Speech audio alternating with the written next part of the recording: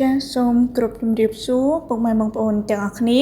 ហើយក៏សូមស្វាគមន៍ពុកម៉ែបងប្អូនដែលបានមកកាន់ Channel បង្រៀនភាសាចិនរបស់នាងខ្ញុំតផងដែរមួយរយៈនេះផងដែរគឺនាងខ្ញុំខានធ្វើវីដេអូផុសជូនពុកម៉ែបងប្អូនរៀងយូរថ្ងៃដែរណាឥឡូវយើងវិលមកជួបគ្នាសាជាថ្មីម្ដងទៀតណាអញ្ចឹងមុននឹងចូលសិក្សាមេរៀនយើងគឺសូមពឹងបងប្អូនកុំភ្លេចជួយចុច Subscribe និងរូបសញ្ញាកណ្ដឹងដើម្បីទទួលបានមេរៀនថ្មីៗនៅពេលដែលនាងខ្ញុំផុសវីដេអូហើយមេរៀនយើងថ្ងៃនេះផងដែរគឺសិក្សាតាក់ទងជាមួយនឹងពាក្យការស្ដីបន្ទោសណាយើងចង់ស្ដីទៅនរណាម្នាក់ឬក៏ពេលដែលចិនគេនិយាយពាក្យហ្នឹងអញ្ចឹងយើងត្រូវចេះស្ដាប់ទាំងអស់គ្នាណាអូខេអញ្ចឹងកុំឲ្យដល់រងចាំយូរយើងចូលសិក្សាមេរៀនយើងទាំងអស់គ្នាកុំអំនួតពេកឬក៏គេហៅថាកុំអួតពេកភាសាចិនគឺយើងអានថា别太骄傲了别太骄傲了别太骄傲了កុំអំនួតពេកឬក៏អ្នកឯងហ្នឹងកុំអួតពេកឬក៏អ្នកឯងកុំអំនួតខ្លាំងពេក你别太骄傲了你别太骄傲了អ្នកឯងហ្នឹងកុំអំនួតពេកអូខេបន្តទៀតយើងចូលទៀតកុំអាត្មានិយមពេកភាសាចិនគឺយើងអានថា别太自私了别太自私了别太自私了កុំអាត្មានិយមពេកឬក៏អ្នកឯងហ្នឹងកុំអាត្មានិយមពេក你别太自私了你别太自私了អ្នកឯងហ្នឹងកុំអាត្មានិយមពេកអូខេបន្តទៀតយើងចូលទៀត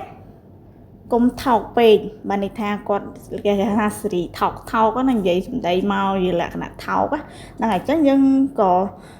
ភាសាចិនយើងគឺអានថា别太奸猾别太奸猾别太奸猾កុំថោកពេកឬក៏អ្នកឯងហ្នឹងកុំថោកពេកឬក៏អ្នកឯងកុំថោកខ្លាំងពេកអញ្ចឹងយើងអានទាំងអស់គ្នាមក你别太奸猾你别太奸猾អ្នកឯងហ្នឹងកុំថោកពេកអញ្ចឹងពាក្យថាជឿនហក់ហ្នឹងគឺបានន័យថាថោកឬក៏ថោកទាបហ្នឹងហើយអូខេបន្តទៀតយើងចូលទៀតកុំក្បត់ពេកបានន័យថាមនុស្សគេហៅថាសាវ៉ាជួយចិត្តក្បត់ហ្នឹងអាងអីក្បត់ឬក៏អាងអីក្បត់ណាអញ្ចឹងគេហៅថាក្បត់ស្អីគេមនសិការរបស់ខ្លួនឯងហ្នឹងហើយអញ្ចឹងភាសាចិនគឺយើងអានថា别太背叛别太背叛别太背叛你别太背叛អ្នកឯងហ្នឹងកុំក្បត់ខ្លាំងពេកពាក្យថា背叛ហ្នឹងគឺបានន័យថាក្បត់ណាហ្នឹងហើយឬក៏គេហៅថាក្បត់ក្រោយខ្នងណាអូខេបន្តទៀតយើងចូលទៀតកុំរោគចិត្តខ្លាំងពេកភាសាចិនគឺយើងអានថា别太病态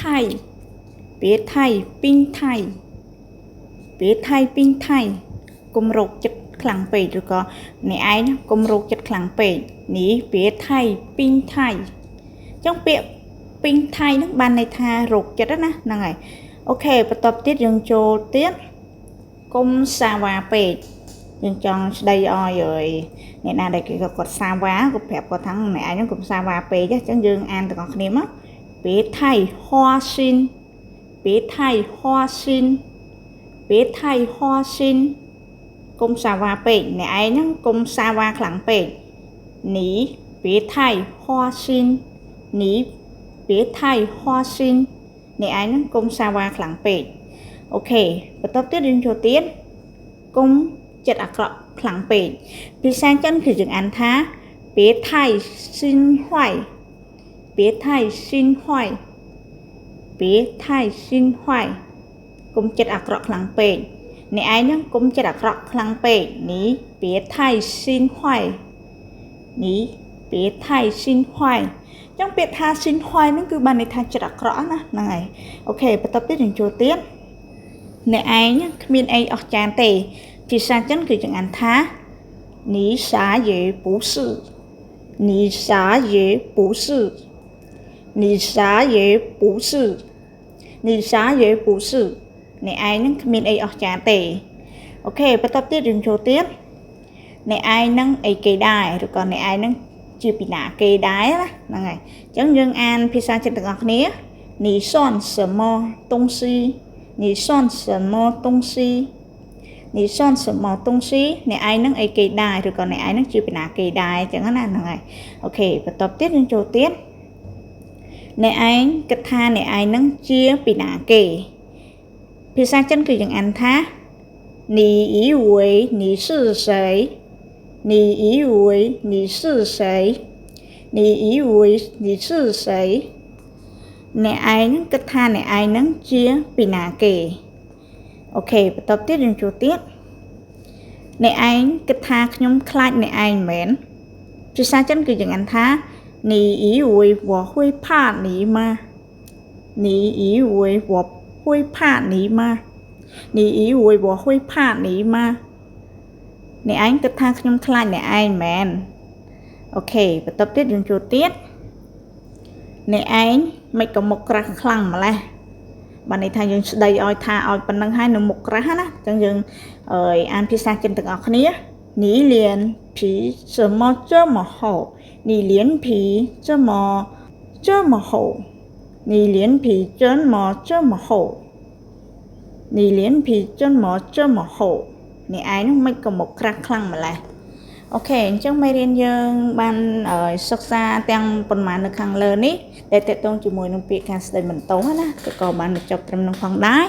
ហើយជាចុងក្រោយសូមកុំភ្លេចជួយចុច Subscribe ឬក៏សញ្ញារូបកណ្ដឹងម្នាក់មួយដើម្បីទទួលបានមេរៀនថ្មីៗជាបន្តបន្ទាប់នៅពេលដែលនាងខ្ញុំផុសវីដេអូ